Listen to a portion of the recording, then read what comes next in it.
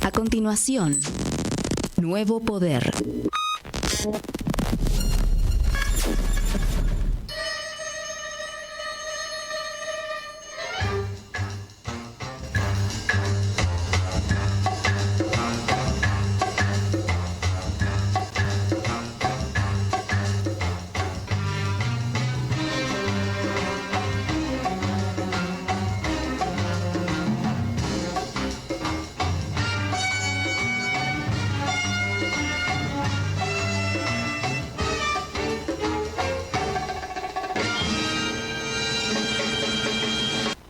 Lennon. También. Buenas tardes. Buenas tardes. ¿Cómo están? ¿Qué Acá dicen? estamos. ¿Cómo van, Muy bien. amigos y amigas? Hoy tenemos acá a Verónica Castelli, una nueva amiga que tenemos acá del programa. Sí, ¿está en cámara? ¿Está ahí? ¿Sale? Sí. Sí, ahí está. Ahí está. Hola. Hola, ¿qué tal? ¿Cómo andás? Bueno, el programa es el número 187. 187. Bien. Capítulo número 16. 13. Capítulo número 16. No, 16. 16, andamos ya. 16 de Perón, el peronismo y el fin de los imperios. De los imperios. De los imperios. Bueno, hoy vamos a hacer un programa, como verán en la carátula, que va a estar dedicado al homenaje de dos cosas. Es el programa. Si lo ponemos en la carátula, es un homenaje a Sinéad O'Connor, que murió un 26 de julio del 2023, el mismo día que murió Evita, murió Sinéad, que es una cantante que tiene para mí es la cantante más politizada con alcance de masas. No quiere decir que no haya otros cantantes políticos o artistas políticos en absoluto, pero el impacto de masas de lo que ella hacía en el mundo universal fue única en los primeros 25 años de este siglo, ¿no? Que no opaca para nada los otros artistas del siglo pasado, pero este siglo era la mujer que incluso todos sus recitales estaban dedicados a enfrentar los distintos hechos bélicos que se produjeron en los primeros 25 años. Abiertamente lo decía, lo declaraba, no era que lo insinuaba con alguna letra parcial, sino que lo militaba expresamente. Y bueno, le vamos a dedicar esta carátula ahí, después la vamos a desarrollar, que es nuestra hipótesis de que ella murió envenenada, en homenaje y como un intento de que, vieron que hay un aviso de que a las 12 del sábado, si no se cumplen algunos aspectos de esta cuestión del alto el fuego en Palestina, vuelven a atacar.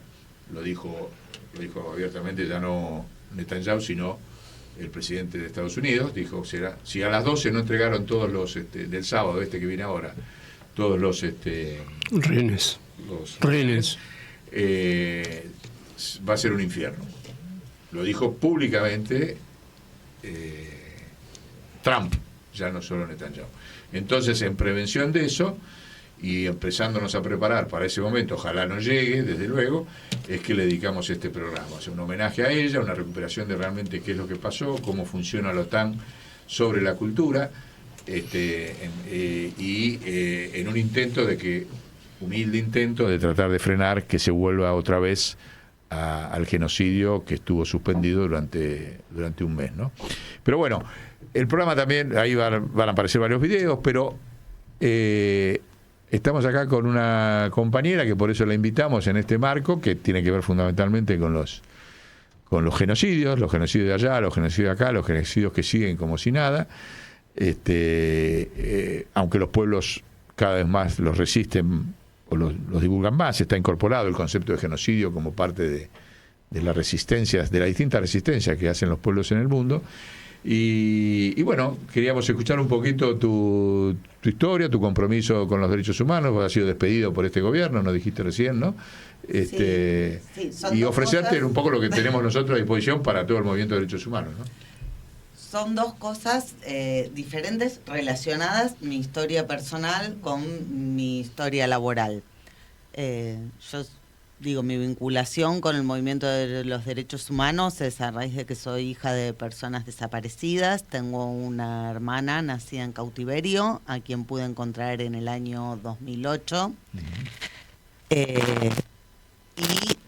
digo que son dos cosas separadas porque no es a raíz de eso que yo comencé trabajando en la Secretaría de Derechos Humanos de Nación, pero sí hay una vinculación al respecto, en tanto en este país las víctimas tuvimos que aprender durante años a repararnos a nosotras mismas, a poder ir construyendo nuevamente todo lo que la dictadura había destruido.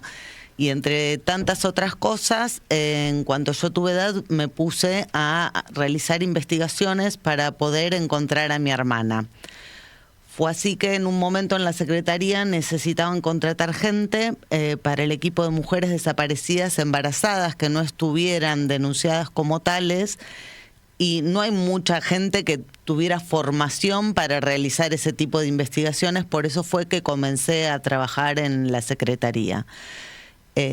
Estuve en la Secretaría de Derechos Humanos durante 21 años, llevando diferentes tareas de Nación, ¿no? De la Nación, llevando diferentes tareas adelante. Los primeros años, como ya dije, estuve en el equipo de identificación de mujeres desaparecidas embarazadas que no hayan sido denunciadas como tales. Esto le sirve no solamente a los familiares para poder completar el Banco Nacional de Datos Genéticos, sino también a todos aquellos jóvenes, bueno, hoy adultos, ya no sé si nos cabe la palabra jóvenes, con dudas sobre su identidad, que se acercan al Banco Nacional de Datos Genéticos, y hoy por hoy la respuesta siempre es abierta, es de los casos analizados. No incluiste con nadie, pero siempre hay una posibilidad de que se incorporen nuevas familias. Bueno, parte de ese trabajo es para que mucha gente pueda resolver las dudas sobre su identidad, la población en general. Y por otro lado, digo, siendo este un gobierno que tanto le preocupa cuestionar la cifra de desaparecidos, es importante saber eso, que entre otros trabajos que lleva adelante la Secretaría de Derechos Humanos está el poder identificar desaparecidos que no fueron denunciados todavía. En el caso particular de la tarea que yo llevaba adelante, embarazadas. Después trabajé en todo lo que fue la construcción del Espacio para la Memoria, Promoción y Derechos Humanos, EXESMA. Fui la representante de los organismos de derechos humanos por 2 años, la primera representante en la conformación del espacio. Porque, bueno, del conjunto de los espacios que hay dentro de la ESMA. Del conjunto de los organismos de derechos humanos. La EXESMA, que viene al caso, está dirigida por un ente tripartito que tiene representación de la ciudad de la nación y una persona en nombre de todos los organismos de derechos humanos. Todo lo que hace al contenido de las actividades, todo, de hecho, es facultad del directorio de organismos poder aprobarlo. Yo fui la primera representante de los organismos y digo bien el caso porque justo en el día de ayer el secretario de Derechos Humanos presentó una medida cautelar con argumentos falaces e impidió que Milo J presentara sus nuevos temas, actividad que había sido convocada y organizada por el ente público que es quien rige la EXESMA. Y cuando digo argumentos falaces, digo porque parte por lo que se prohibió fue que dijeron que no había salidas de emergencia, que no estaba la capacidad, que no había baños, y todo eso es mentira. Las salidas estaban debidamente señalizadas, las entradas se habían repartido para una cantidad bastante menor, de hecho, que la cantidad de gente que entra en la EXESMA. Había baños químicos suficientes, estaban pedidas las ambulancias. Y sin embargo, bueno, lo prohibieron. Pero además, digo, Milo convocó gratuitamente a cualquier, Milo convocó gratuitamente de menos de 20 años. Con la intención también de difundir lo que es un espacio para la memoria. Y terminamos en una situación muy bizarra porque el recital, bueno, debido a la medida cautelar fue levantado, pero terminó la EXESMA rodeada de policías y gendarmerías con un montón de chiquitos, algunos acompañados con su mamá, menores de 20 años, queriendo ingresar a un espacio que es público. ¿Por qué no podrían ingresar? El espacio es público, está para que el pueblo lo visite, sí, está ¿no? Abierto, sí. Bueno, me fui de tema. No, bueno, pero importante porque demuestra la política esta que están haciendo, la cual Después de la ex-ESMA quedé trabajando varios años dentro del ente público, organizando actividades de promoción de derechos humanos, de difusión de quizás otras violaciones a los derechos humanos no vinculadas directamente con la dictadura militar. Desde trata de personas con fines de explotación sexual, poder difundir la temática. Recuerdo también hicimos toda una muestra para difundir lo que eran los 20 años del asesinato del soldado Carrasco, que quizás es un caso que muchos pibes que hoy tienen 18 años no saben ni quién fue y les vienen a vender el servicio militar obligatorio como si fuera una salida laboral. Y queda en el olvido el por qué se sacó el servicio militar obligatorio.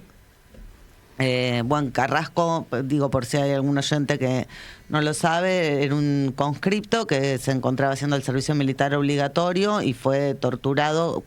Ellos le llamaban baile a algo que no era ir a bailar, sino que torturado hasta la muerte. Y fue como el detonante que hizo que se dejara de existir el servicio militar obligatorio.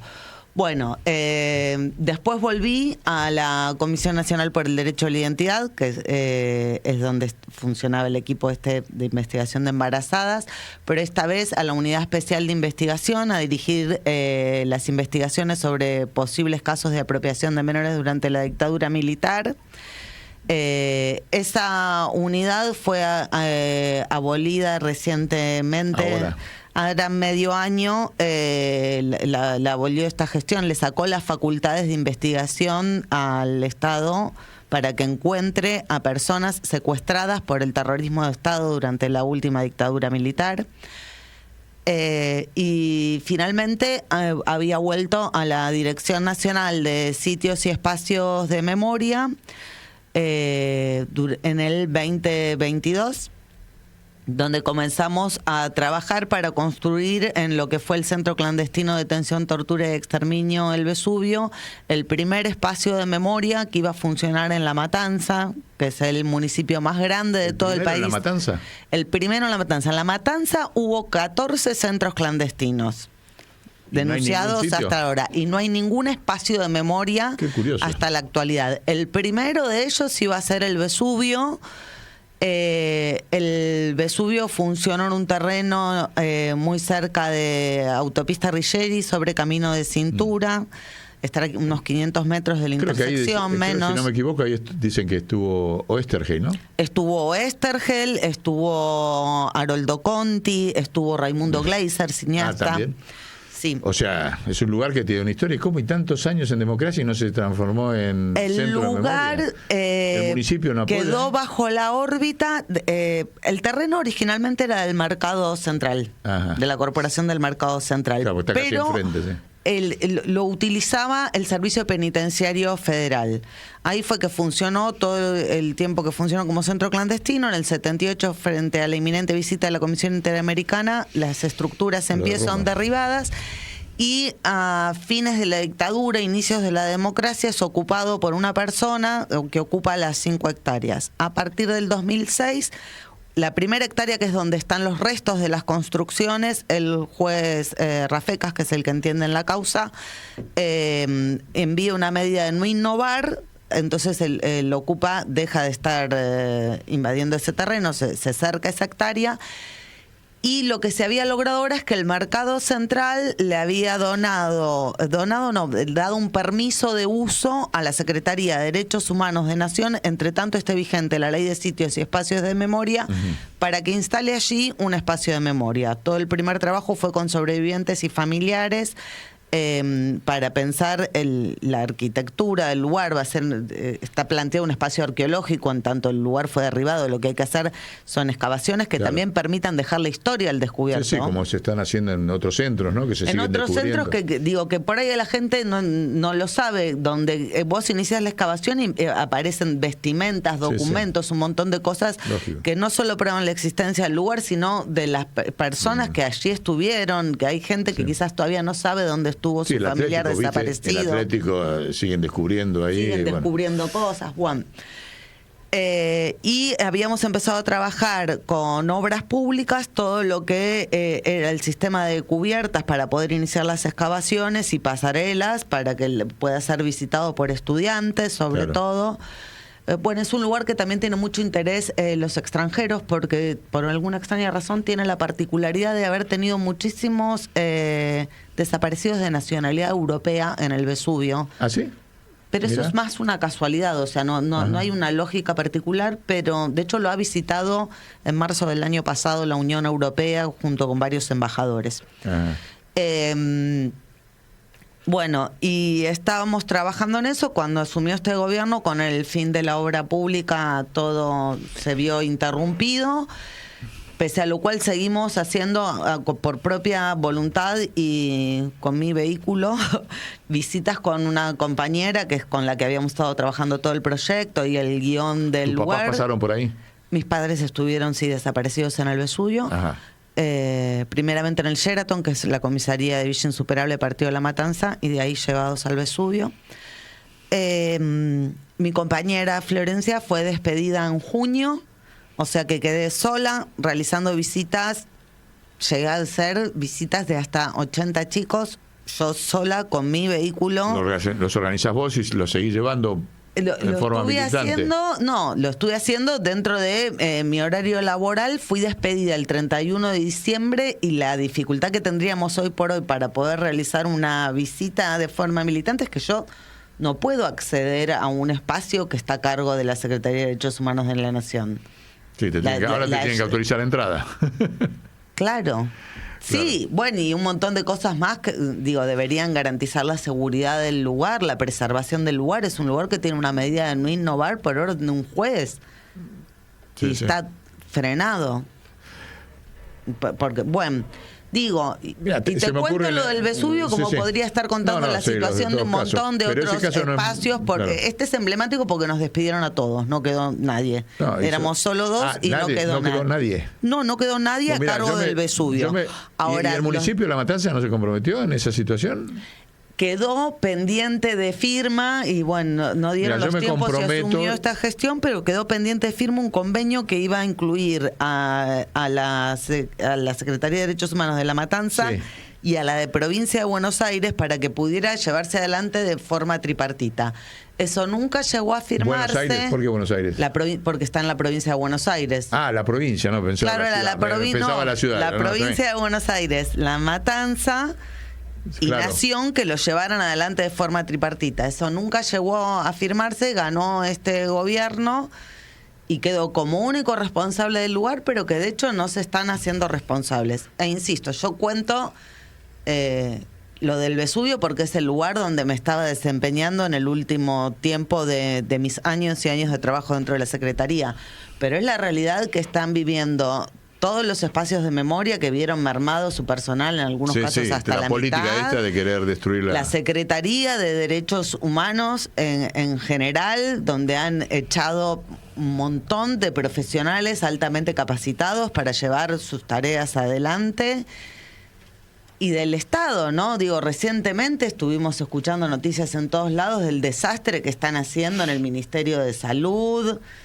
Sí, no, es una Bueno, política, ya, o sea... es una política Lo que pasa que el tema- le dicen a los chicos que es nueva y que claramente no lo es y que está en continuidad con lo que fue la dictadura cívico-militar que vino a destruir la industria nacional y que tenían como eslogan: vamos a achicar el Estado para agrandar la Agrandar la nación. nación. Bueno, chicos, no pasó. Achicaron el estadio, Y el achicaron Estado y destruyeron el país. Claro. No es así, no funciona así. Les están mintiendo, les quieren vender una propuesta como nueva, cuando de nuevo no tiene nada. Esto ya lo vivimos y no funcionó y terminó muy mal el pueblo argentino. Sí, sí. Un montón, hablé de vuelta. No, está bien, perfecto. Hiciste un panorama completo de algo que Bueno, sos una eso. protagonista directa, digamos, en la historia, por tu historia familiar y por este presente ahora en democracia, sobre un tema que para nosotros es una de las reservas morales más importantes de los argentinos, sigue estando en los derechos humanos, aunque ahora esté atacada, va a resurgir. Esto dura, no hay mal que dure 100 años, no va a durar más de 4, nosotros creemos que no va a haber ninguna posibilidad de reelección. Trabajamos para que se vaya antes, te soy honesto, todo lo que podemos, desde el primer día del programa. Y ahí yo creo que el tema de derechos humanos tiene que volver potenciado, ¿no? Con nuevos ejes. Entonces es muy importante, nosotros nos comprometemos a mover los contactos que tenemos en provincia y en La Matanza para que se active, ¿no? Uh-huh. Me parece, por eso me acordé de lo de Estergel, porque ahora se estrena en abril El Eternauta. Sí. Entonces me parece que es una oportunidad interesante para que en el marco de ese estreno, que va a haber todo un clima, porque va a ser una película muy vista acá en Argentina. Que lo decían todas las visitas el año pasado, les decía a los pibes que no se pierdan de leer la historieta, porque una vez que sale la serie es más difícil agarrar la historieta. Sí. Y hay que ver cómo sale la serie, hay que hacer un control, ¿no? Hay un poquito digo, además de Hija desapareció todo, yo soy muy friki. Me encantan los anime, me encantan las historietas, Ajá. Mis tatuajes son todos de anime. Ajá. El Eternauta es maravilloso. Sí. O sea, es algo que nadie debería perderse de leer. Es universal, está con un reconocimiento universal. Entonces, después le vamos a regalar la historieta que yo le voy a proponer, y vamos a quedar coordinadas de que en ese marco La Matanza y la provincia son del mismo palo político. ¿Cómo no se van a hacer cargo de un vacío de memoria en torno al lugar donde Oestergel desapareció?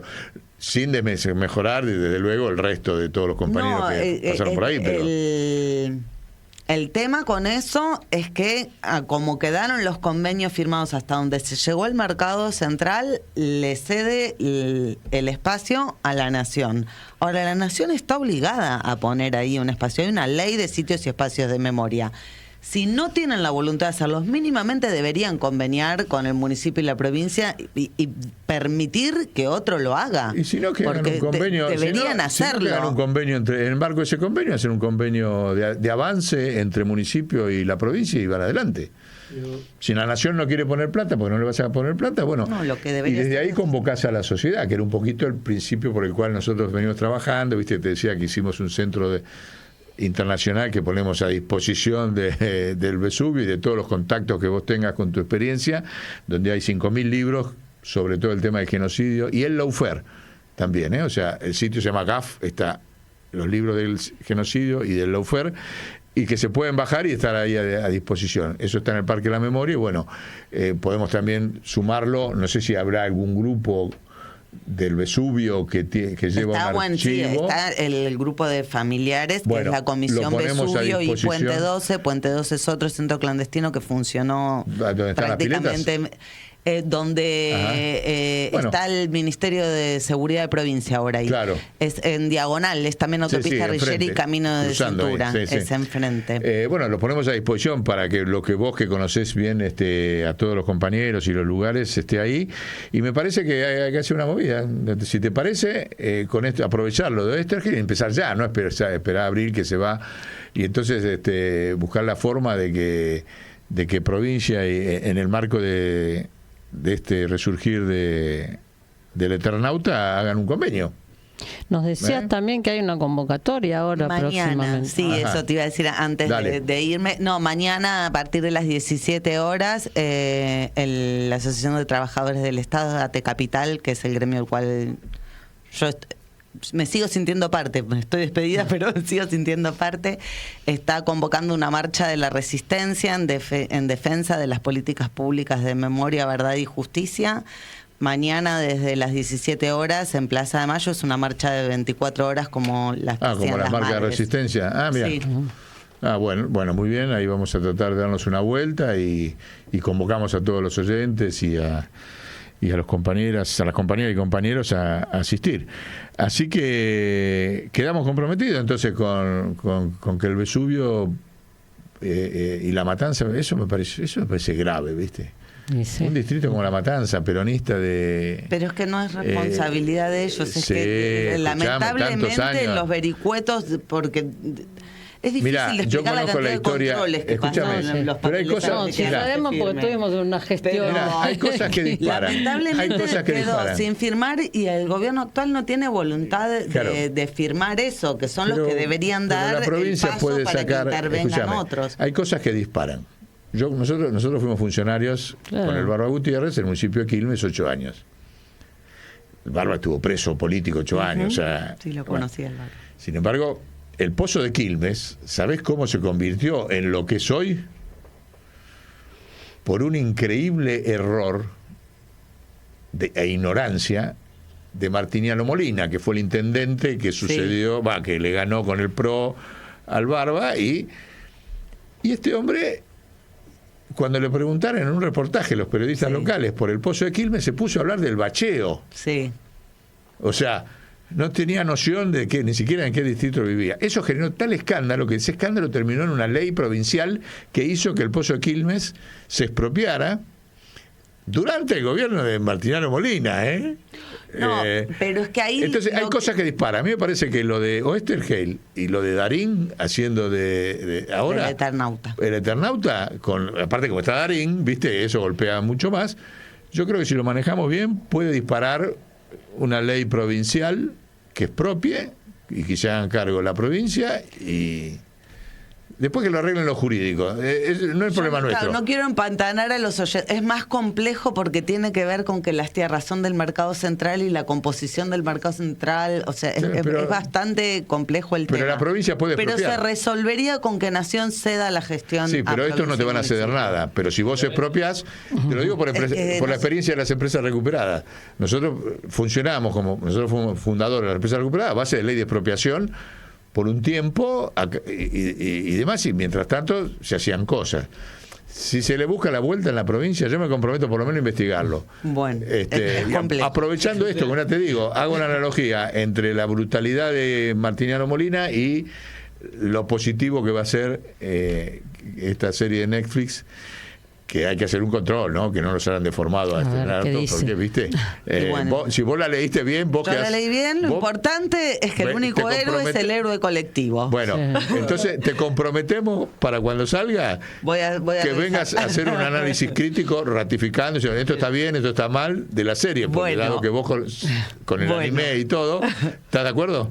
Bueno, dale. ¿Quedamos en esa para la próxima? En eso. Dale, buenísimo. Bueno, muchas gracias. Chao.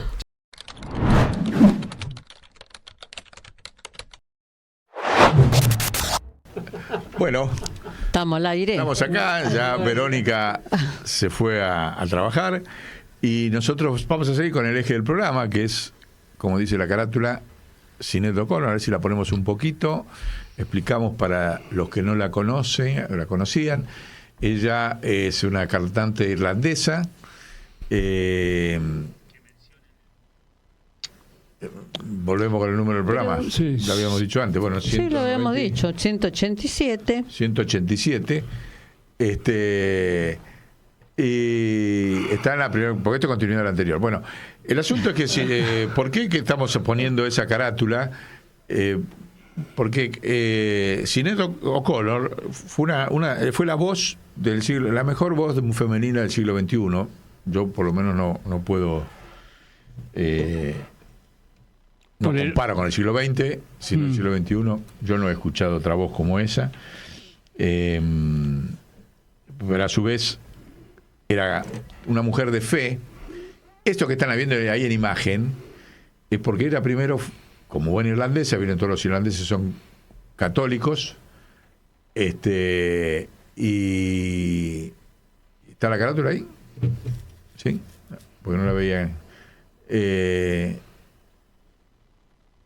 Y está ella fue católica mucho tiempo, pero muy política, muy contra el sistema. Para mí fue el artista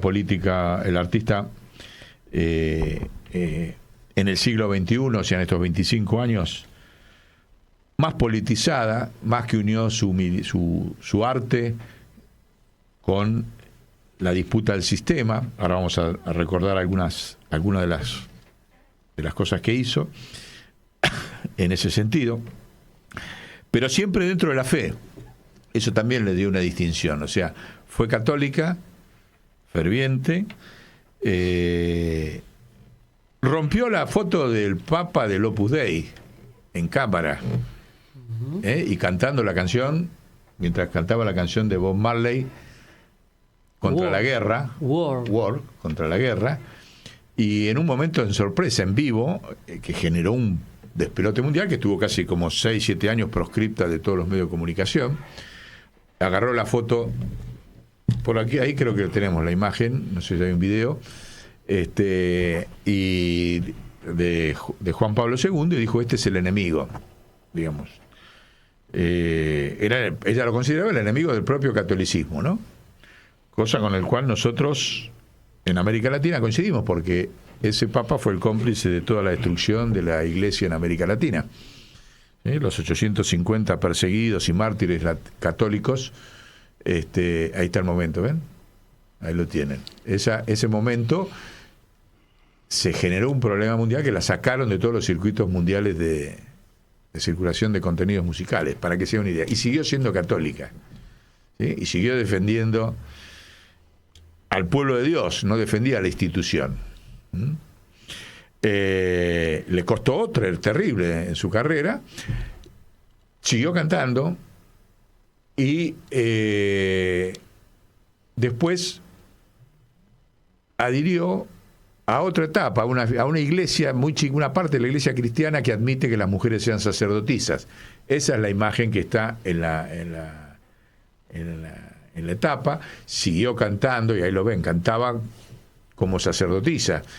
Me llamó mucho la atención, tiene una cruz muy parecida a la que tiene hoy el Papa Francisco, ¿no?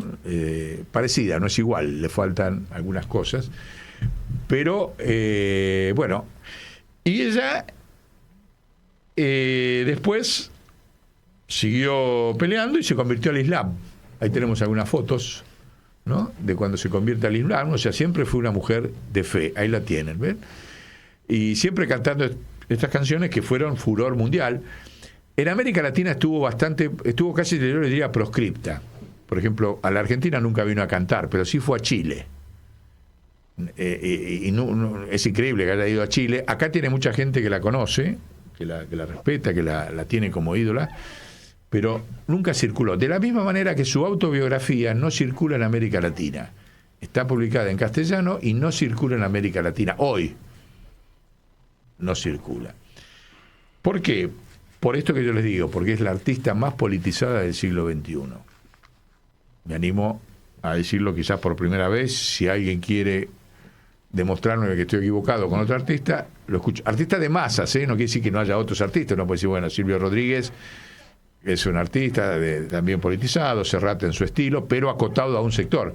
Esta mujer cantaba para toda Europa, para todo Estados Unidos, para una gran parte de la población subterránea en América Latina, sobre todo las mujeres, y de los niños, porque sus dos causas principales, ella fue abusada, curiosamente fue abusada, ella lo describe en su libro, por su madre, abusada en términos de violencia infantil. Entonces no toleraba, tenía 4 hijos, ella misma, no toleraba ningún tipo de abuso infantil. Y tremendamente defensora de todos los temas de las mujeres, de los temas de género, y también, desde luego, de los temas. Hay una imagen, ahí la tienen cantando. No podemos poner el audio porque si no te lo baja Google, discúlpenos, pero búsquenla para cantar. Fíjense, estaba permanentemente en todos los medios de comunicación europeos y de Estados Unidos. Se dan cuenta de lo que digo, ¿no? Y en América Latina no salió nunca. Nunca estuvo en un medio de comunicación de Argentina, por ejemplo. Nunca. Salvo como alguna noticia ahí, pero nunca se transmitió un recital. Entonces, ¿qué pasaba? Había estado casi 4 años fuera de la circulación. Lo mismo que John Lennon. John Lennon estuvo 4 años sin salir, sin hacer nada público. John Lennon hizo un reportaje espectacular en la revista Rolling Stone, políticamente lo más revolucionario que dijo John Lennon, y a los 10 días lo mataron. Y salía nuevamente a cantar, salía de gira. Bueno, Sinet salía de gira, en una planificación de gira, por casi 25 recitales en todo el mundo, que iban a incluir posiblemente América Latina, no estaba en discusión eso, durante el 2024, o sea, durante el año del genocidio en Palestina. Eso lo estaba planificando junto con otras decisiones, como era su autobiografía, que se llamaba Remembranzas, que ahora la vamos a tener nosotros en unos días acá, para poder reproducirla, por lo menos para comentarla, la iba a transformar en una película. Tenía 56 años, o sea que para el promedio de vida de las mujeres de Europa tenía 30 años por delante para seguir con su canto y su activismo político antisistema. Cuando sorpresivamente murió en la casa, la encontraron de muerte natural, dijo los médicos forenses. Muchos sectores sospechan, no tienen forma de demostrar qué pasó, si fue envenenada o no envenenada. Ahora vamos a ver otros casos recientes donde la OTAN acudió al envenenamiento, pero uno puede decir, ¿por qué razón van a envenenar a Sinéad O'Connor? Y ahí tenemos que ir a la cuestión contrafáctica.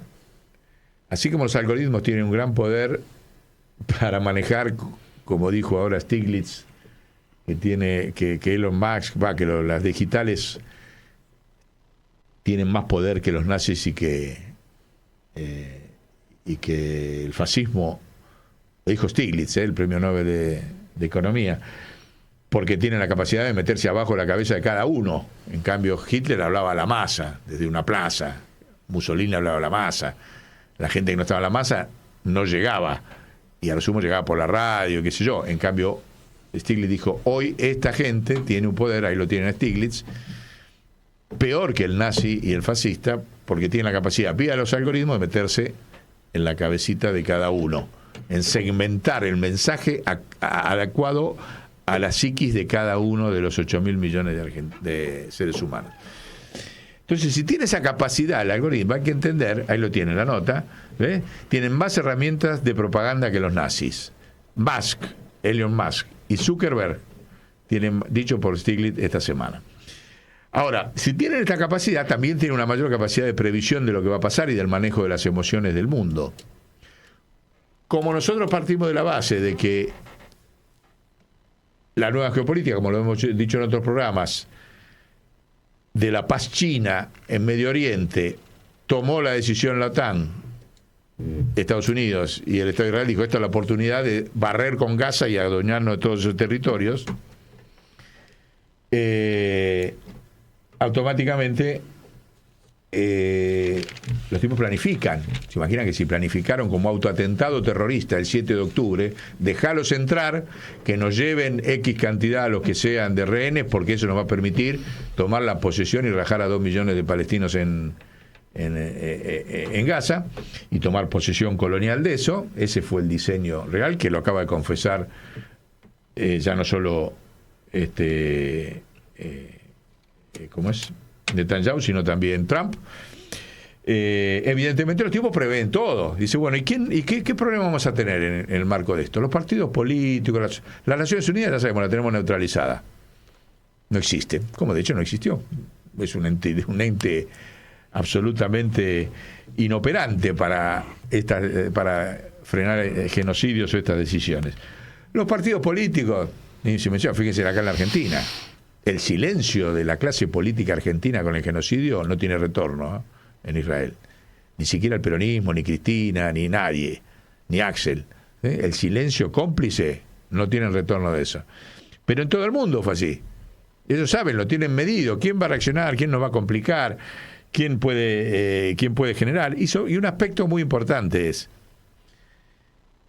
¿quién tiene llegada de masa? Los medios de comunicación todos controlados, todos diciendo lo mismo, que es un ataque terrorista, y entonces el ataque terrorista tiene 200 rehenes y por derecha, por izquierda hay que defenderse. Todas las mentiras están diseñadas con discursos de derecha, de izquierda, del centro, todo diseñado por los algoritmos de ellos. Entonces eso te todo bajo control. ¿Qué es lo que puede escapársele? La cultura. ¿Qué es lo que podía pasar con 25 recitales que iba a dar Sinéad O'Connor en todo el mundo, donde todos los días mataban 100 pibes? ¿Qué podía pasar? ¿Ustedes piensan que Sinéad O'Connor se iba a quedar callada conociéndola? Vamos a buscar acá, les vamos a decir, para los que no nos conocen, lo que hizo. Fíjense, le rompió, siendo católica, la foto del Papa. Se iba a achicar para denunciar el genocidio mientras ella cantaba recitales y caían bombas y mataban niños, viniendo de esa cultura, aparte de humanista, personal y musulmana, al final de sus días musulmana. Pero sacalo de musulmano, porque no quiero hacer eje en eso, sino en su escala de valores. Niños, mujeres, paz, no violencia, eran sus ejes, que fueron pasando por distintas instancias de su fe. No me interesan. Es su dinámica personal. ¿Y ustedes se piensan que se iba a quedar callado o armaba un escándalo mundial? Vámonos contrafáctico. ¿Qué hubiese pasado? En los 25 recitales, de acá recital de ella, iban 30.000, 40.000 personas, ¿eh? No acá. Acá porque no vino nunca. ¿Cuántos River podía llenar? No la dejaron venir. El dispositivo de la música que manejan los ingleses, y como ella es irlandesa, que manejan los ingleses la música mundial, acá la Argentina nunca vino, ya lo dijimos en otro programa. Y los ingleses forman parte de la OTAN y dijeron, no, pará, chiquito, nosotros vamos a estar tirando bombas y esta mina va a estar haciendo quilombo en Londres, en Los Ángeles, en Nueva York, en Roma, en no sé, donde. Ahora voy a tratar de averiguar bien cuáles eran todos los recitales que tenía previstos. Un quilombo mundial. Nos puede parar la guerra, sí, te podía parar la guerra. ¿Por qué no? Frente al vacío y el silencio, ¿qué podía pasar con una Sinéad O'Connor denunciándolos de genocidas? Cualquier cosa podía pasar, ¿eh? Porque si Madonna sale haciendo alguna piruetita con la bandera gay y qué sé yo, se imaginan lo que podía hacer esta mina con esta trayectoria. Ahí tenemos, ¿no? La historia de lo que hizo ella frente a cada guerra, ¿no? Y encima, ¿qué hacía? Ella era parte de lo que se llama ahora agenda woke. Y le daba vuelta la agenda woke al sistema. La agenda woke que maneja el género, el tema del medio ambiente, todo esto que ahora, viste, está toda la ultraderecha diciendo qué sé yo. Ella al revés, ella era parte de eso y te lo ponía en contra de la guerra. Te movilizaba a todas las mujeres contra el genocidio en Israel, con sus hijos. Y en África. En África también. Digamos, están matando ahora en el Congo cientos de mujeres incendiadas con niños también puestas. Está bien, pero mal de mucho consuelo de pobre. Estamos hablando de la decisión de la OTAN, denunciando acá la decisión de la OTAN de asesinar a Sinéad O'Connor, previendo que sabían el genocidio que iban a hacer en Israel. Los genocidios en África lo vienen haciendo. Sí, por eso es útil seguir denunciándolos, por eso lo menciono, porque hoy por el coltán y por no sé qué otros minerales, los europeos siguen, son todos cínicos, siguen. Después hacen movilizaciones, qué sé yo, pero sus gobiernos siguen haciendo ahora vamos a ver las matanzas. ¿Por qué esto con el tema de el fin del G20? En ese sentido, no es casual, vos traes a África. Es la despedida del G20 que se hace ahora en África, donde Estados Unidos ya no voy, dice, no me interesa, no existe más el G20. Ahora vamos a ir a eso, donde la contradicción del sistema siguen tratándola de resolverlo con múltiples genocidios. Es verdad. Y otra cuestión que ellos manejan. En todas las guerras se maneja el discurso antes de la guerra y el discurso después de la guerra. ¿Cuál hubiese sido el discurso terminada la guerra de Sinéad O'Connor? ¿Se callaba la boca? No. Sinéad O'Connor se la seguía a muerte. Terminada la guerra no era este cantito, esto de que ahora están todos contentos porque hay una paz y alto el fuego y todo el mundo se olvidó de denunciar los 30.000 pibes. Sinéad O'Connor no se iba a quedar ahí, Iba a seguir denunciando el genocidio. Después de hecha la paz o lo que sea o lo que pase. Entonces, era una mujer que tenía 30 años por delante para seguir atacando todas las guerras del sistema con una gran llegada cultural y, a su vez, tenía un elemento muy fuerte que era los antecedentes, que eso es lo que estoy buscando acá, de todas las canciones que fue, de todos los recitales que fue haciendo contra la guerra de Irak, fue componiendo canciones contra cada guerra, haciendo recitales, a ver si lo tengo por acá. Mientras yo lo encuentro, y así seguimos, vamos a ver si esta teoría de que la OTAN también envenena, o sea, hace accidentes falsos, asesina, hace genocidios abiertos, pero también envenena. El veneno existió siempre en la historia. A Sócrates, a veces fue sincero, le dijeron, envenenate, ¿no? Le dieron la cicuta y se envenenó a Sócrates y otra cosa. Ahora después apareció por todos lados, hasta Juan Pablo II, Juan Pablo I, todo el mundo sabe que lo envenenaron con una tacita, ¿sí? O sea, lo más fácil que es envenenar a un tipo. De hecho, Francisco lo dijo, medio joda, medio en serio, yo como en el mismo comedor que comen todos los trabajadores del Vaticano, junto con ellos. Así no me envenenan, lo dijo Francisco. Entonces, está dentro de las prácticas de los poderes imperiales envenenar. Y tenemos algunos casos sintomáticos que vamos a poner ahí en películas, investigaciones. Por ejemplo, ya que estuvimos hablando en la operación del caso del genocidio en la Argentina, de la operación Cóndor, donde como la operación Cóndor el objetivo era eliminar todo dirigente que pudiera plantear una estrategia de soberanía nacional y desarrollismo en toda América Latina, y Argentina fue un territorio de eso, no solamente el genocidio de los argentinos, sino que también mataron a los extranjeros que estaban exiliados acá, que les había dado amparo Perón. Lo mataron al general Torres, que había sido presidente de Bolivia, y después, acá vamos a poner un poquito, no, esa es otra, no es esa, eso no es. El que dice el plan Cóndor. Es ese, sí. Ahí lo van a escuchar cuando el hijo de João Goulart, que fue el presidente de Brasil, que podía volver a ser presidente en Brasil después de la dictadura, vivía en Entre Ríos y después se demostró que lo envenenaron, le hicieron un paro cardíaco con pastillitas, y está demostrado en la investigación judicial de Brasil.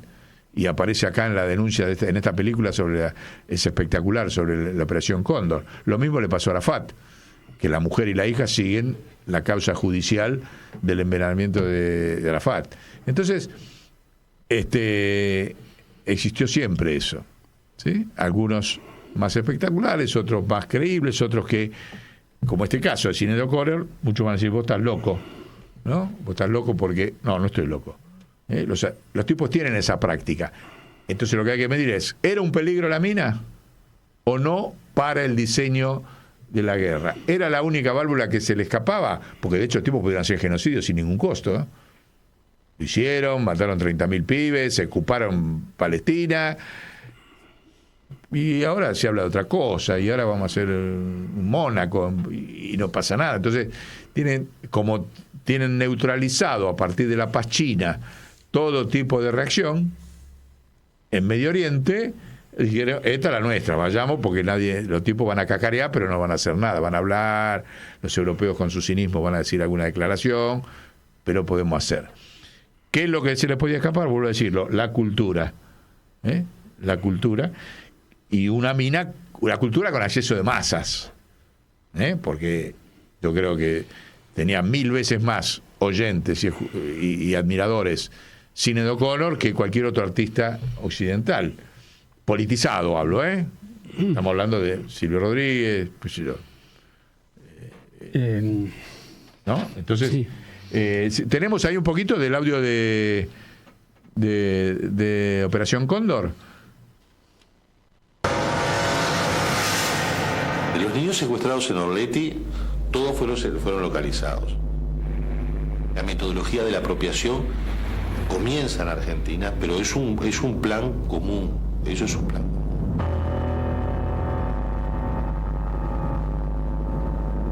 Los métodos utilizados por los represores del Cono Sur ponen en cuestionamiento el apoyo de los Estados Unidos a los países de la región.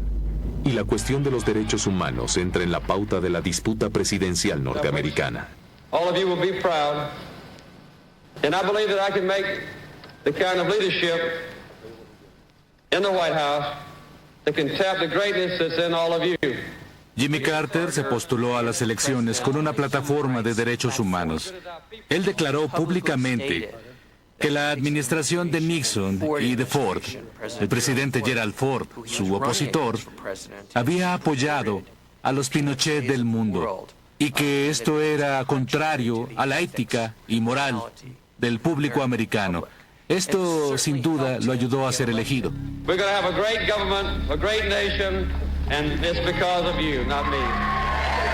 Asumiendo el poder Jimmy Carter, con esta postura, fatalmente podía haber en toda la región un proceso de redemocratización.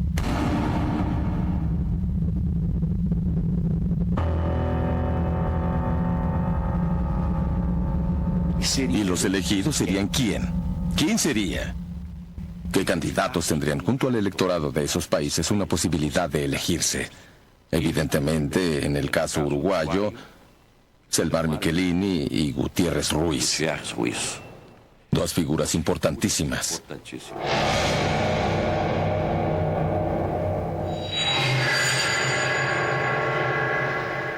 En el caso de Bolivia, Juan José Torres, que había sido presidente. Estas figuras espantaban a las dictaduras, cada una en su país. Incluso João Goulart. Incluso Goulart.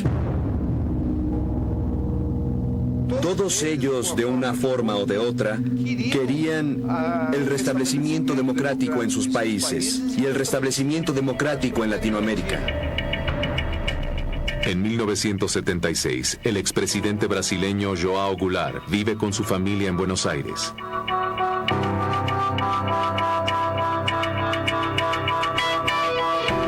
El hijo del expresidente brasileño recuerda el periodo de libertad vigilada en la capital argentina y de los encuentros que su padre realizaba con los líderes políticos de otros países suramericanos.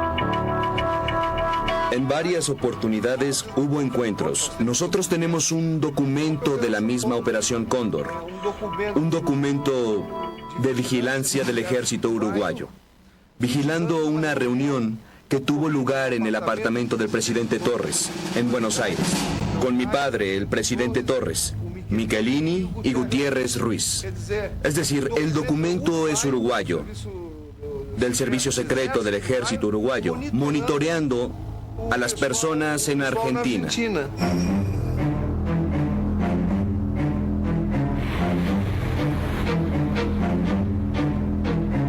João Goulart era potencialmente una preocupación para la dictadura militar brasileña, porque él sería, naturalmente, en un proceso de redemocratización, un candidato elegido. El gobierno brasileño solo consideró a João Goulart una amenaza al Estado democrático de derecho cuando él estaba en el poder. En 1976, João Goulart no representaba absolutamente nada. Brasil estaba con todas las instituciones funcionando normalmente ya hacía años.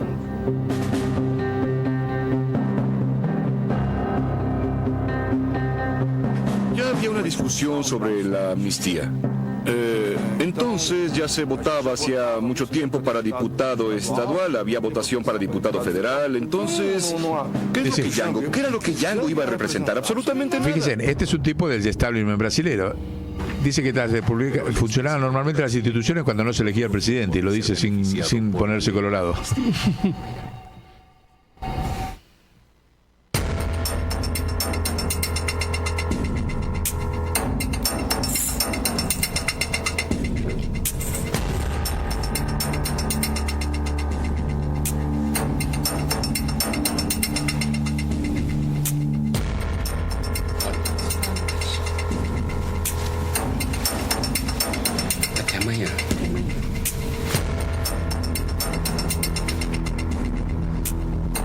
A principios de diciembre de 1976, João Goulart muere en su hacienda, en Mercedes, Argentina, aparentemente victimado por un ataque del corazón.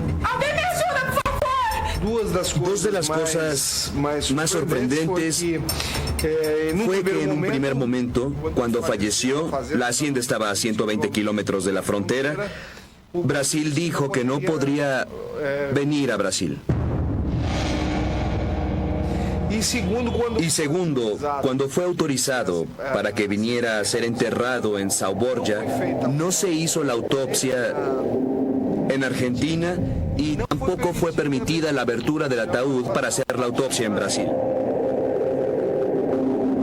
João Vicente recuerda que algunos meses antes de la muerte, el padre había sido alertado de los riesgos que corría.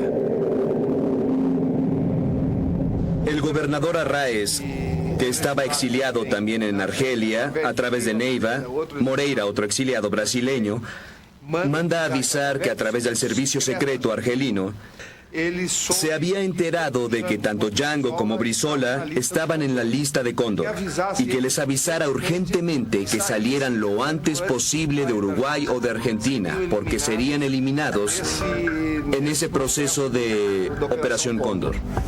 ¿Usted sabe lo que tiene que ser feito? Entonces va lá y pasa un logo. No me diga más nada del Angular. En 2008, un ex agente de la inteligencia uruguaya detenido en Brasil, Mario Neira Barreiro, confirma ante una comisión de investigación que João Goulart era vigilado por los agentes de Cóndor en sus desplazamientos por Uruguay y Argentina. Então, eu vi que a sorte de João Goulart aquele dia estava lançada. O João Goulart ia morrer um dia mais, 2 dias menos, tanto que se ele não tomava o remédio, o composto químico que ia matar ele, mesmo não tomando o remédio, ele seria morto a tiro, porque até havia... Él lo sabe todo de nuestra vida en el exilio, al punto de saber que yo me había accidentado con un auto en Montevideo, que no se había hecho ningún reporte a la policía. El agente uruguayo también reveló detalles de una reunión que selló el destino del expresidente brasileño. Precisamente en agosto del 76, hubo una reunión en Montevideo donde fue determinado que se procediera a la eliminación del presidente João Goulart. En esa reunión fue determinado el cambio de medicamentos del presidente João Goulart, que él ya tomaba por una deficiencia coronaria, y que se colocara apenas un medicamento con ese compuesto, y que se controlara cuando él las tomara, porque no podrían ser varios, ya que podría dejar rastros en el sobre o en el frasco.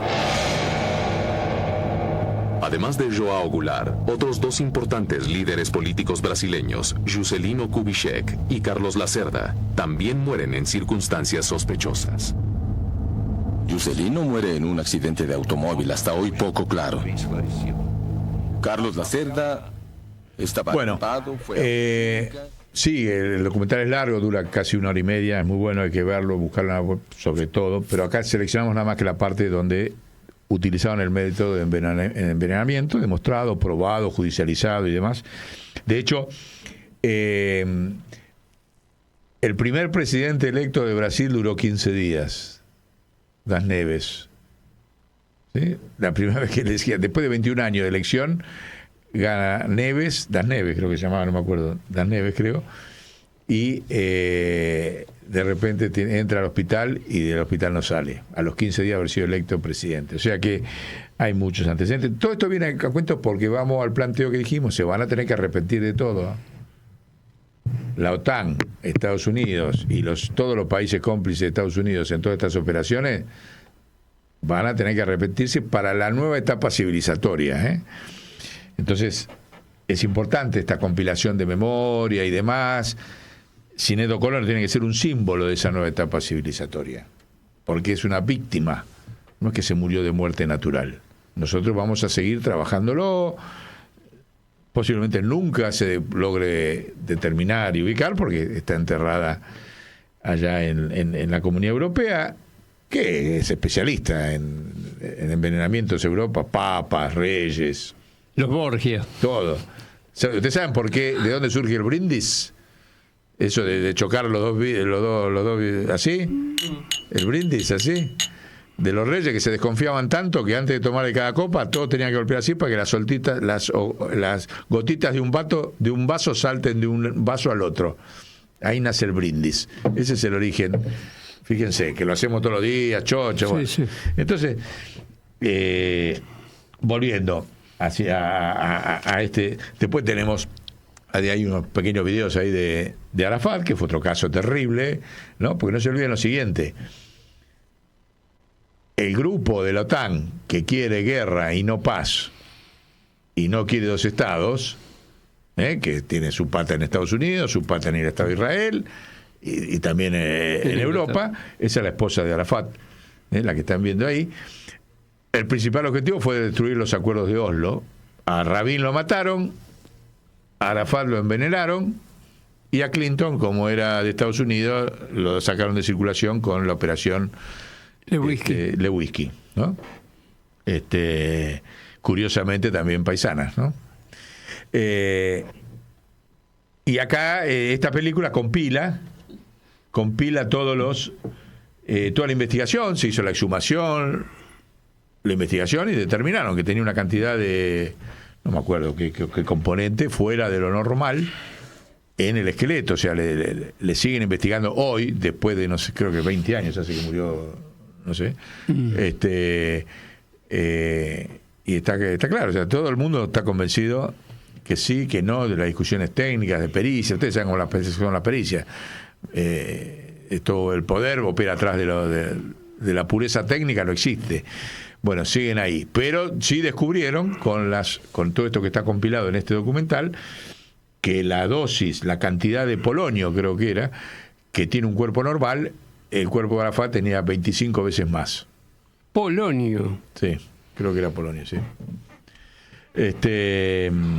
Así que bueno, lo pongo acá para que vean que pueden googlear, pueden buscar la historia de los envenenamientos políticos y demás, pero están presentes hoy. Antes de pasar a la positiva frente a esta situación en el mundo, hacia dónde va, quiero recordar algunas cosas que hizo Sinéad O'Connor. Volvamos a las imágenes de ella, a la sucesión de imágenes. Desde luego, como conté, rompió la foto de Juan Pablo en vivo, en directo, en el principal programa de televisión de Estados Unidos, que es el de más audiencia, 40% de audiencia en la noche de Estados Unidos, y ella hizo esa ruptura ahí de... ¿Ustedes tienen alguna duda que iba a romper la foto de Netanyahu en los recitales? Yo ninguna. Me animo acá, lo firmo. Así como con el prestigio de haber roto la foto del Papa del Opus Dei, que se iba a privar de romper en cada recital una foto de Netanyahu, que le mataba a 100 chicos mientras él estaba cantando. No, lo iba a hacer. Los antecedentes que tenía: compuso canciones, por ejemplo Troy, sobre Medio Oriente. Gana un Grammy, que es la principal, es como el Oscar de la música, y no lo va a recibir por la invasión al Golfo. Lo dice públicamente: me pueden dar el Grammy, pero yo no lo voy a recibir por lo que estoy en contra de la invasión al Golfo. Fíjense, cuando estaba todo el país, todo el mundo contra Saddam Hussein, por la pelea con Kuwait y todo ese despelote, ella no va a levantar el Grammy. Dice por qué, lo explica políticamente al mundo y no va. Compuso canciones de apoyo al IRA cuando el IRA todavía existía, y se enfrentó en esto mucho sutilmente con el otro grupo irlandés, el U2, que U2 era más pacífico, no apoyaba al IRA. Ella apoyó al IRA. Es más, llegó a decir, por esta diferencia, dijo: yo no me quiero morir porque no quiero que venga Bono, que es el capo de YouTube, a dar un discurso a mis pies. Lo dijo así sutilmente en un reportaje de televisión, que era el otro grupo irlandés. Bueno, y después interpeló terriblemente, permanentemente, el negocio de las discográficas, la explotación de las discográficas sobre el arte, permanentemente. Por eso no tenía un mango. Y en un momento hace un reportaje y le dice a los chicos, a sus hijos, que eran 4, si yo me muero, antes de llamar al 911, vayan a hablar con mi contador, porque si no, la discográfica le van a afanar todos los derechos y después se van a quedar sin un mango. ese fue un consejo público que hizo en un reportaje, porque tenía un humor muy ácido. La llevaban a todos los programas, más allá de a los programas periodísticos, y era muy, muy ágil, muy divertida, muy simpática. Una de las cosas que dijo en público fue esto. Fue un consejo que le di a mis hijos. Antes del 911 vayan a hablar con el contador para garantizar que no te afanen en el medio de África todos los derechos. Después cuando fue ataque varias veces que querían llevarla a cantar a Israel, levantó los recitales por las invasiones a Gaza, varias veces, 1, 2, 3 veces, no sé cuántas.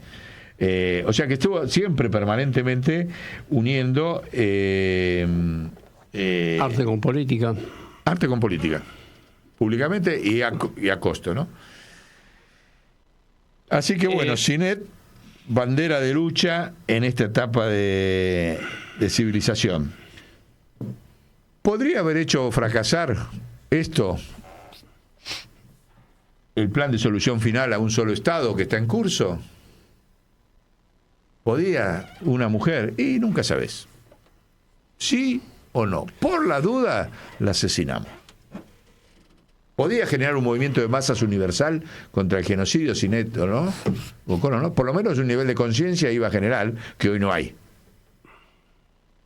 Hoy no hay, masivamente. Puede haber en los grupos politizados, sí, los grupos humanistas, de todos los colores, pero la masividad de que entra en la cabeza, hoy no está. No estaban. Y la pregunta es, ¿por qué están haciendo estas barbaridades, no? Y acá vamos a la positiva, que tiene que ver con estas notas del G20, las fotos de Mandela con Fidel, y la foto y la imagen del padre Miguel de Escoto en la Universidad de Managua, el video. ¿Por qué aparece? ¿Por qué de pronto traigo? Ahí lo tienen, ¿ven? Fidel y Mandela. Pocos saben que la batalla de Cuito Canevale fue la que terminó. O sea, Fidel, la revolución cubana fue la que terminó con el apartheid en Sudáfrica. Por eso eran tremendamente amigos. Mandela estaba preso y el ejército cubano, que estaba defendiendo Angola, el ejército sudafricano entra en Angola, lo vence el ejército cubano y ven que tienen la posibilidad de meterse al África y empiezan el ejército cubano a correr al ejército sudafricano en pleno apartheid y lo logra vencer. Y Fidel dirige desde Cuba toda la avanzada hasta que intervienen las Naciones Unidas y el presidente de Estados Unidos, porque era Cuba que tomaba posesión de Sudáfrica. El apartheid todavía estaba vigente, Mandela preso, por eso mantengamos ese video, porque está borrado totalmente de la memoria de los pueblos. La batalla de Cuito Canevale, la ofensiva, y cuando llega a entrar a Sudáfrica, cuando va a entrar el ejército cubano vence al ejército sudafricano, entonces ahí se pacta la caída del apartheid. Esto está borrado. Es Mandela el que votó, el que fue el líder sudafricano. Pero la fuerza militar de los cubanos fue lo que venció al ejército sudafricano y obligó al gobierno a terminar el régimen de esclavitud del apartheid, que era un escándalo universal. Por eso esta foto, estas imágenes, los discursos, por ejemplo, los medios de comunicación permanentemente nunca juntan a Mandela y a Fidel, los separan, ¿no? Nunca los ponen juntos, los discursos de agradecimiento, las visitas de Cuba a Cuba de Mandela, las visitas de Fidel a Sudáfrica.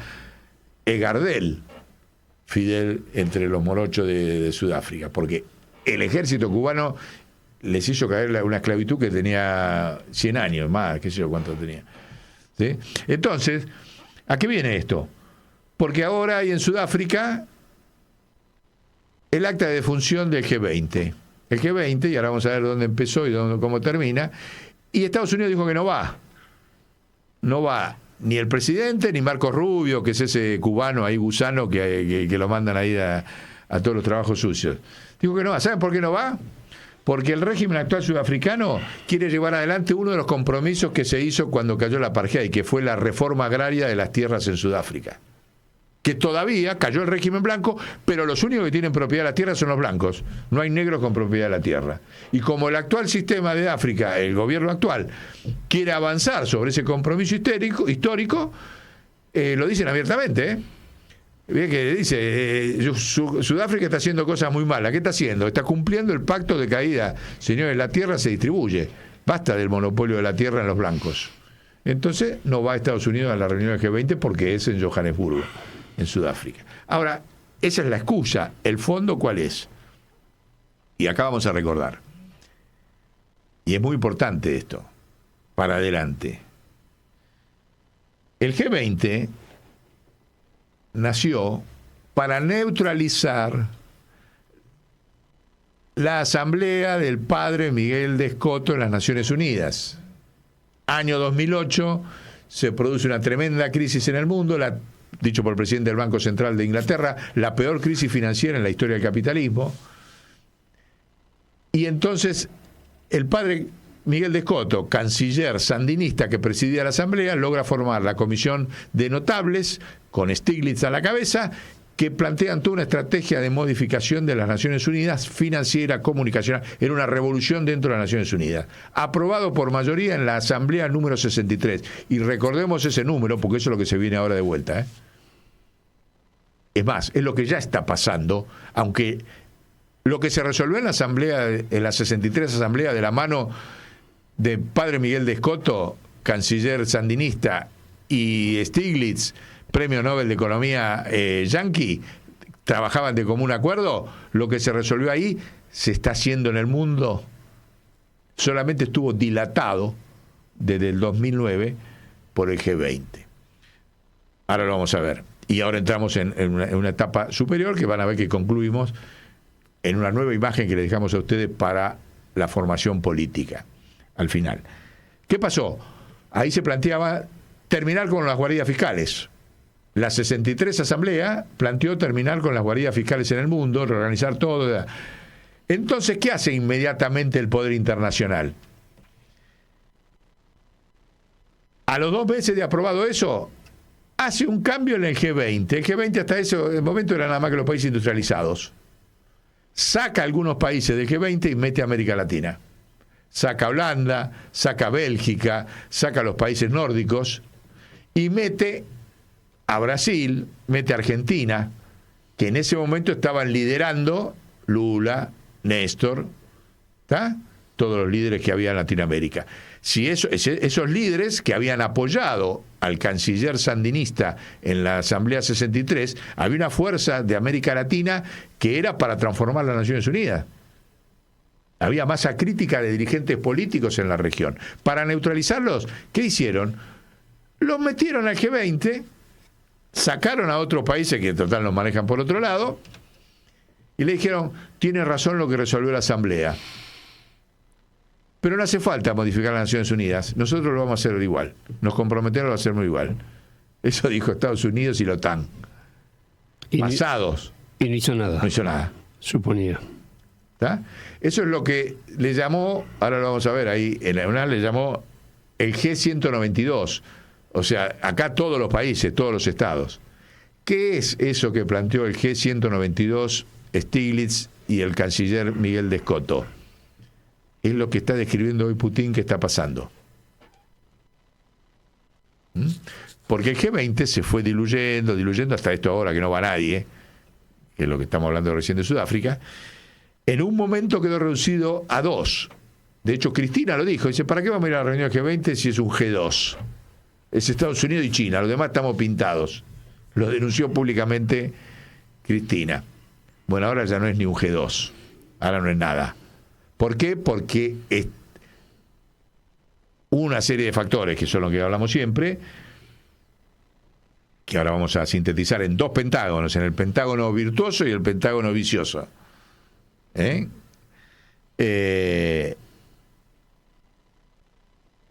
vicioso es el del actual, el pentágono, y el virtuoso es el que estamos construyendo los pueblos. Todo se maneja con un principio, o sea, ¿qué es lo que explicó Putin? ya no hay multilateralismo. Hay competencia de soberanía entre los estados. Lo explicó Putin claramente. Unilateralismo no hay más, o sea que Estados Unidos manda, no manda nadie. La OTAN no manda a nadie, que me manda menos, fíjense, en Rusia lo primero que hace es voy, me rindo, ya está, tomá, en Ucrania, quiero decir. No tiene ningún poder, la OTAN va camino de disolución. Ahora, ¿qué lo reemplaza eso? Los BRICS no alcanzan. No alcanzan, porque no resuelven el problema de la competencia de soberanía entre los estados que describe Putin. Eso es la puesta en práctica de lo que resolvió la asamblea de Miguel Escoto. Del padre de Miguel Escoto. Anárquicamente, va avanzando, pero no es que porque no lo haya hecho las Naciones Unidas, los pueblos del mundo no lo están haciendo. Lo están haciendo. Argentina, olvidémonos, porque estamos al revés del mundo, somos impresentables. Mientras sigamos teniendo a estos energúmenos, no es un tipo, a estos energúmenos manejando el Estado, estamos afuera de lo que están haciendo todos los pueblos y los estados del mundo, ¿sí? No miremos lo que pasa acá, porque aprendamos lo que pasa en el mundo y saquemos toda esta mafia de acá del Estado argentino. Pero esa expresión se sigue dando y se da ahora, se acabó. La última instancia de intento de multilateralismo fue el G20, ya no existe más. Entonces ahora todo el mundo pacta lo que quiere con cada estado según lo que le conviene, por el tiempo que quiere. Con la moneda que quiere. Con la moneda que quiere, con el comercio que tiene. Te pongo aranceles, no te pongo aranceles, comercio en esta moneda, comercio en otra. No tiene nada que ver. Nada que ver con lo que empezó el siglo en el 2000. Estamos hablando de un balance de 25 años, ¿no? De un cuarto de siglo. ¿Sí?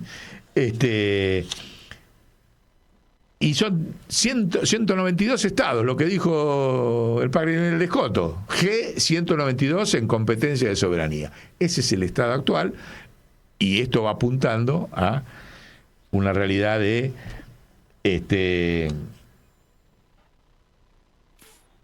una nueva forma política que hace en la Argentina, que la vamos a escuchar en el próximo programa, ¿no?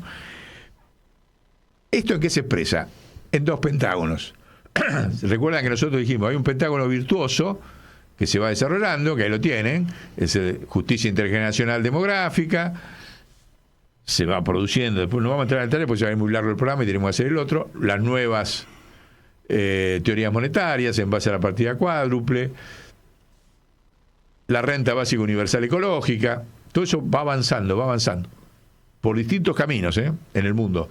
Las comunicaciones, aunque los más controles se van desarrollando, este es el virtuoso. Ahora vamos al nuevo que hoy presentamos por primera vez, el pentágono vicioso, que es el pentágono de la OTAN, el pentágono que todo el mundo conoce. Ese era el pentágono. Vamos a ver si se puede hacer, no sé qué velocidad lo puso, pero bueno, las caras de ese pentágono, uno es deslegitimación de la representación política. En todo el mundo la representación política se extinguió, no dura nada. Tratan de decir, fabricamos una nueva derecha, dura todo muy efímero, meses. Entonces, una de las caras de la disolución, porque el pentágono vicioso es el proceso de disolución de la OTAN y de los mecanismos políticos que están manejados por la OTAN. Uno es la deslegitimación política, uno de los lados del pentágono. El otro lado es la impotencia frente a la competencia de soberanía de los 192 estados. El Pentágono no tiene nada que hacer, no puede frenar la dinámica de competencia de soberanía entre los 192 estados, lo que dijimos recién que planteó el padre Miguel de Escoto. Hay una impotencia, esa es la palabrita del otro lado, ¿no? La primera lado, deslegitimación; segundo lado, impotencia. ¿De qué? De interceder, de tratar de frenar, como lo hizo en otros momentos históricos, a la competencia de soberanía entre los 192 estados. El otro lado del Pentágono vicioso, ahí viene, es la obsolescencia e inviabilidad de las guerras. Durante 300 años se pasaron haciendo guerras interimperiales para resolver sus contradicciones, imperios que nacían, imperios que caían, las colonias. Hoy ya no va más. Hoy no pueden resolver con guerras nada. Fíjese la última, la de Ucrania. Eso fue una batallita por un pedacito de tierra ahí, de el 0,0005% de la tierra del mundo, y la perdieron encima. O sea, está demostrado. Ya no tiene la OTAN el recurso de la guerra interimperial para resolver las contradicciones y mantener su poder. Obsolescencia, el otro lado de los 5 del Pentágono. Pasemos al otro. El otro no tiene más enemigos, ni posibilidad de construir nuevos enemigos. La OTAN existió porque estaba el cuco del comunismo. Eso desapareció. China reemplazó por socialismo de mercado y le robó la bandera. Ahora soy socialista y mercadista. Las dos cosas juntas. Gato blanco, gato negro, lo que dicen los chinos. Lo importante es que case ratones. Le desapareció y se disolvió la URSS como proyecto político universal. Entonces desapareció. La clase obrera ya no es un enemigo político del sistema, ni nadie quiere hacer una dictadura del proletariado. Todo eso es de otra época. No abro juicio de valor sobre aquella validez en aquel momento. Digo, hoy no existe más. No existe más el enemigo del comunismo que ataca al capitalismo. No existe más. Tampoco existe el enemigo que ellos reemplazaron, ¿no? Dejémoslo ahí un poquito, porque ellos reemplazaron eso con el terrorismo supuestamente islámico, el autoterrorismo. Ya los descubrimos, muchachos, ya a los pueblos no le creen más nadie. Ya está. Ya saben que son ellos mismos. El terrorismo musulmán es la OTAN financiando y fabricando su enemigo. Pero ya está, ya esa etapa le sirvió desde el atentado de las Torres en el 2000 hasta ahora que ya se descubrió todo. Ya no pueden hacer más ese enemigo. O sea, no tienen enemigo. ¿Qué sentido tiene una OTAN que no tenga enemigo? Se tiene que disolver. Finalmente, no tienen ciencia para la evolución civilizatoria en que está la humanidad. No tienen ciencia. O sea, tienen todo un montón de concepción, tienen ciencia, pero no para este nivel de complejidad, y se los voy a decir acá, con algo que se lo dejo para otro programa porque queda poco tiempo. A ver, la humanidad va a un proceso de complejidad creciente, exponencial. ¿Por qué? Porque la revolución tecnológica la producen los 192 estados en forma simultánea y no coordinada. ¿Sí? Y hay un pequeño detalle del proceso civilizatorio que ellos no pueden interpretar, porque no tienen ciencia para eso. Y nosotros la estamos creando, tampoco la tenemos, tampoco la tenemos. Es que se desarrolló, en estos 25 años, el ser humano desarrolló un nuevo sentido. El teléfono, es más potente que un ojo, más potente que el gusto, más potente que el oído. No existía hace 25 años esto que nos permite a cada ser humano estar en todos los tiempos y en todos los lugares a la vez gratis. Eso nunca lo habías tenido. ¿Por qué todos los seres humanos del mundo andan con esto, o andamos con esto inseparable como nuestros ojos? Esto es un nuevo sentido, es una nueva civilización, es un nuevo proceso de, como hemos dicho, y es el sentido de este programa, de alfabetización digital, que está en curso masivo, porque con esto se producen un montón de cosas que antes era absolutamente imposible que estuvieran al acceso a un campesino que era analfabeto, a un obrero que estaba en una fábrica industrial. Y acá viene, y se los dejo para el debate en varios capítulos, los compañeros que dicen que no hay sujeto histórico se equivocan. Los pueblos son el sujeto histórico con este nuevo sentido, que están aprendiendo. Claro, ya no está el campesino, ya no está la clase obrera, que fueron sujetos históricos en otra época.